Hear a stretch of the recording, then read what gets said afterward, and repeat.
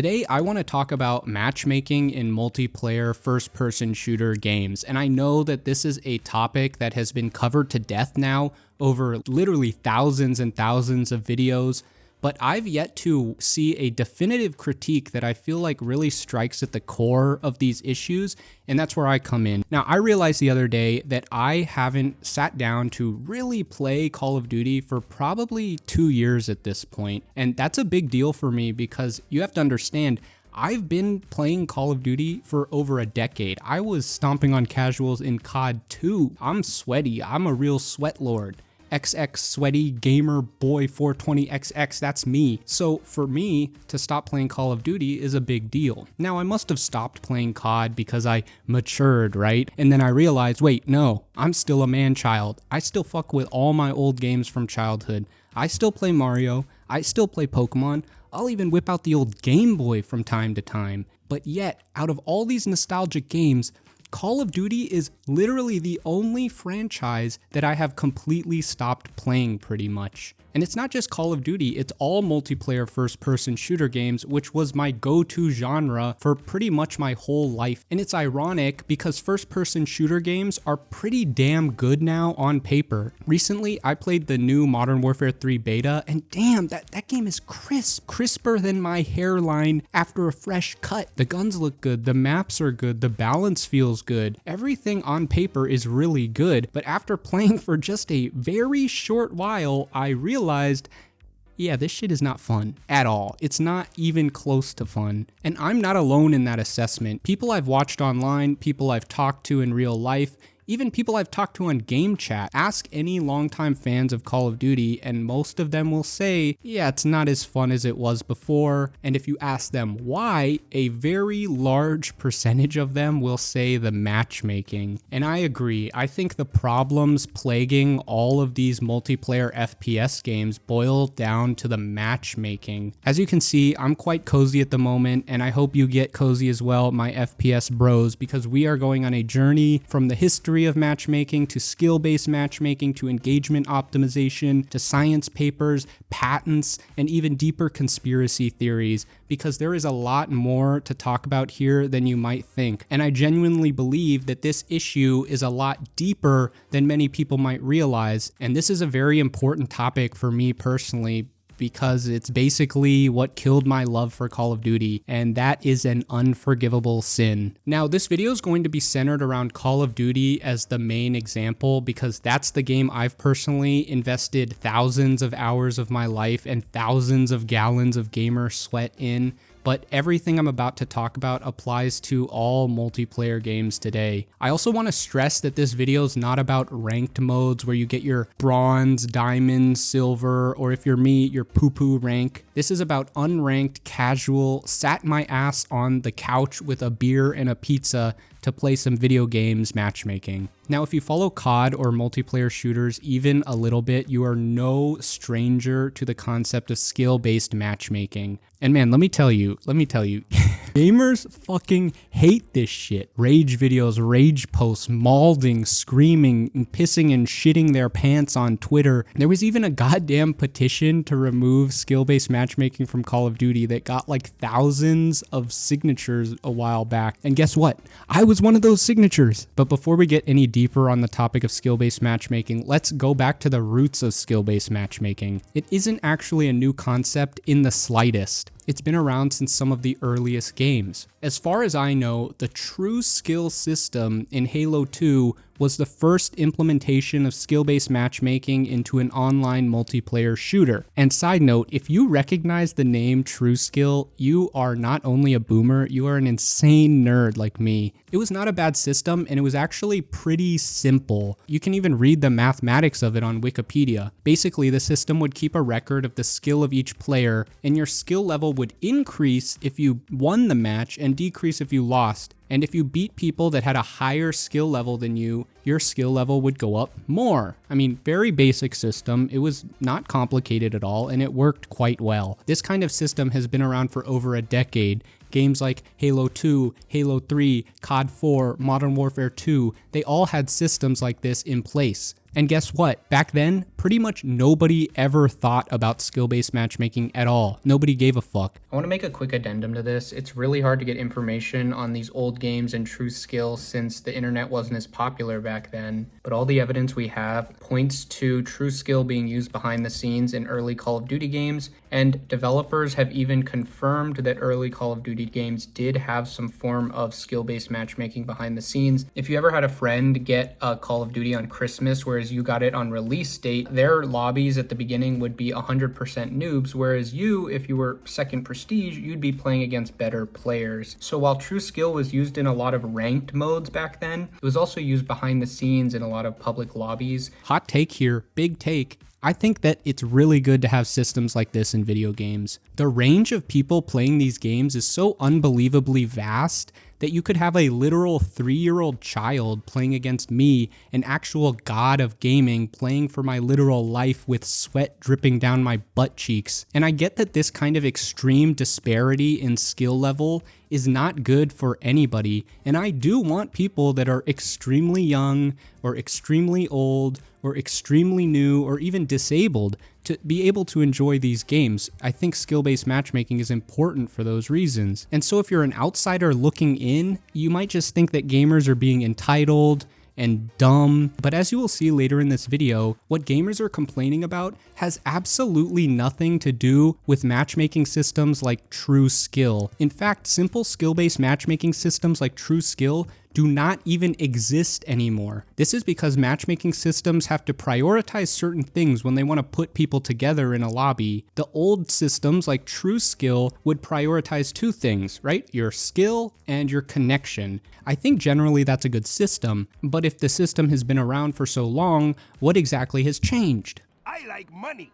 What inspired you to create such a bad matchmaking system? Money. These days, matchmaking has added one more element that needs to be prioritized above everything else, and that's engagement. Engagement in terms of media is generally how much people are interacting with your content. So for Call of Duty, that basically translates into how long you play, and it makes sense. They want people to play longer because the longer you play, the more likely you are to buy microtransactions, etc., etc. Skill-based matchmaking has existed for decades, but engagement-optimized matchmaking is a relatively new concept. No, like it's actually a new concept from a 2017 scientific paper titled An Engagement-Optimized Matchmaking Framework. And by the way, this paper was sponsored by EA. Now, we don't know what game they're talking about in this paper, but I'm pretty sure from what I can tell, it's FIFA. I actually read this thing so you guys don't have to. So while the exact methodology laid out in this paper might not apply to Call of Duty, I think it really highlights a shift in the gaming industry's mindset when it comes to matchmaking. In this paper, they talk about things like how going on a winning or losing streak makes the player more likely to quit the game, so the ideal scenario is to have a series of wins and losses. You might see where this is going. Basically, it's full of various little things that can help optimize engagement in matchmaking, and I am sure that other research has been done that we don't know about into this topic. But more interestingly, this paper literally comes to the conclusion that skill-based matchmaking systems are inferior to engagement-optimized systems. This is a point I want to make very clear. A skill-based matchmaking system is different from an engagement-optimized matchmaking system. They are not the same thing. The difference is what the top priority is. And this is why I'm pleading to the FPS community, please, can we please stop calling what we have today skill-based matchmaking? It's not the same thing. But whatever, okay, enough semantics. Let's get into the details. What exactly is an engagement-optimized matchmaking framework, as the paper calls it? Well, instead of me answering that question directly, I'm going to be like that fucking annoying teacher that always used to try to get you to figure out the question for yourself. Let's do a thought experiment. If we wanted to create a system that maximized the amount of time that people played Call of Duty, well, we need to learn from the big boys. That's right. We're going gambling, kids. And this might seem like a weird detour. It's not, I promise. This is very important. Now, let's consider this funny, cute, awkward, little life-destroying machine known as a slot machine. Everyone knows that slot machines are bad and they take your money, But if everyone knows that, why are they so successful? Well, when you sit down at a slot machine and insert your crispy, fresh $5 bill and press the button, you don't actually lose your money immediately. In fact, you can spend a lot of time sitting at a slot machine with just 20 bucks. And the reason for this is that the system will constantly give you small wins and small hits of dopamine to keep you playing. This is a basic psychological concept of reward circuits and dopamine. Shout out to Andrew Huberman. It's obvious, if you never ever won any money at a slot machine, nobody would play. But if we give you small, consistent wins, got your ass. The crucial concept here is these small hits of dopamine. How do we do this in Call of Duty? We rig these matches, boy. First, we track all of the data of every single player. I'm talking kill-death ratio, weapon choices, how long you spend sprinting in a match, how long you spend aiming down sights, what flavor Mountain Dew you're drinking right now. We need all that ass. And once we have it, we need to ensure through our matchmaking algorithm that every player is consistently getting a hit of dopamine. How do we do that? Well, we need to know every single match who's gonna win. And not only who's gonna win, who's gonna perform best, who's gonna perform worse, who's gonna have the biggest rage. We need everything. And then we take all this data and use all our fancy linear algebra and AI to predict with extreme accuracy the outcome of each match. You get a ton of dopamine from winning in Call of Duty, so every 3 or 4 games we have to ensure that every player gets a big win. That's the dopamine. And the other games, have fun, buddy. And if you haven't put 2 and 2 together yet, this is not some theoretical thing. This is exactly how modern matchmaking works. Lobbies are curated by this system where winners and losers are chosen beforehand. The system predicts everything about each match to ensure that they can consistently provide those dopamine hits to each player. It's literal psychological manipulation. This is actually a correct usage of the term psyop. And I know it sounds pretty extreme to say something like that, but it's basically what's happening. The entire concept behind this system is the exact same concept behind a slot machine. It's undeniable. The end result of this is players getting into a pattern where you have a big win, then a couple big losses, then a big win, then a couple big losses. The algorithm is manufacturing the experience like some fucking Eye of Sauron from the top of the tower pulling all the strings. The current matchmaking system essentially punishes you for doing well. It's like a negative kill streak. And you don't have to believe me that this is happening. There's so many memes about this online where if you have a good game in Apex or Valorant or Call of Duty, your next 5 matches, you're gonna get stomped by some MLG wannabes, or you end up with teammates so bad, it's like having that fucking little Timmy from down the street that mom always made you play with on your team. Fuck you, Timmy. You do not get to have fun unless it is your turn to have fun, bro. Get in line. This is not an uncommon experience. I would wager any major FPS player knows exactly what I'm talking about. It's literally a meme at this point. The problem with systems like this is that if you rig every match and manufacture the experience, eventually users start seeing patterns. Human pattern recognition is really, really good. So eventually the player base, consciously or subconsciously, starts to notice that everything feels so manufactured and fake. I think this is why matchmaking feels so boring now. It's not a free-form experience anymore. It lacks variety, but variety was always what made these games so fun. It's fun to run into that guy that's doing knife only. It's fun to run into a team that's running all riot shields.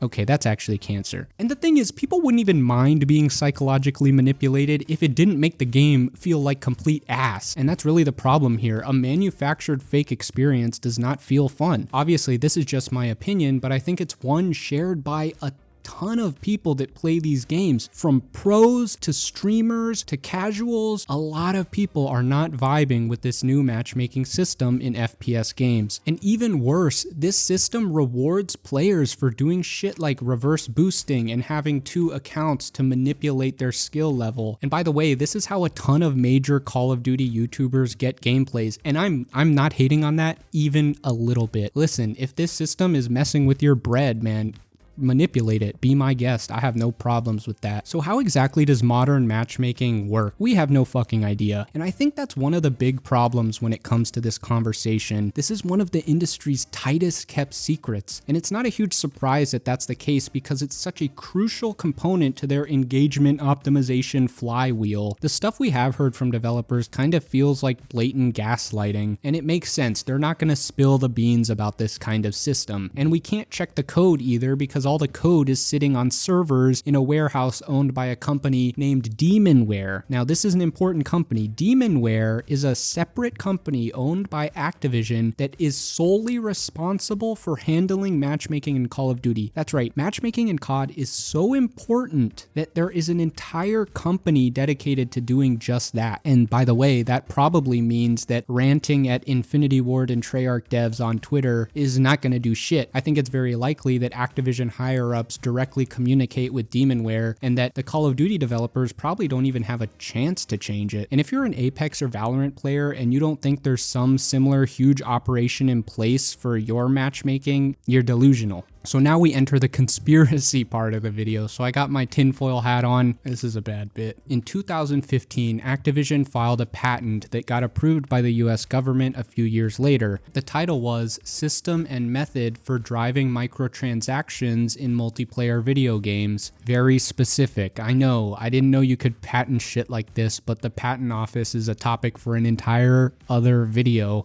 Actually, Activision has a ton of patents like this. They have a patent for reducing the size of player hitboxes to make it harder for players that have a high skill. And I swear that this is real shit from a government website. You can look it up yourself. This patent is full of ways to literally rig matches by doing all sorts of shit, manipulating hitboxes, manipulating damage, manipulating whatever the hell we can in the game to ensure that the optimal outcome of the game is achieved according to our algorithm. There are even patented systems in these papers about matching players based on microtransactions. If I always use a specific sniper and someone else has a sniper but they bought a cool skin for it, they'll try to put us in a game together, so I go and FOMO buy that microtransaction. It's actually so ridiculous that it's funny until you realize that it's actually just exploitative of kids and casuals. Now, let me backtrack a bit, all right? Let me take the hat off. I don't know if these systems are actually implemented in games like Call of Duty. We don't have evidence to show that they are. These are just patents. Currently in the COD community, there's a huge debate over the topic of skill-based damage. Some people believing that your damage output is being actively modified based on the matchmaking algorithm. To be honest, we will probably never know if these kinds of systems are implemented in these games unless there's some sort of regulations by the government, or if someone like hacks Activision's database, that's all. And quite frankly, the company itself would never admit that systems like this are being used. And on top of that, it's kind of really difficult to collect evidence to prove something like this. Now, if you want to ask my opinion, my gut tells me, based on all of Activision's previous behavior, that almost for sure these systems are implemented in the game, but again, there's no proof for that.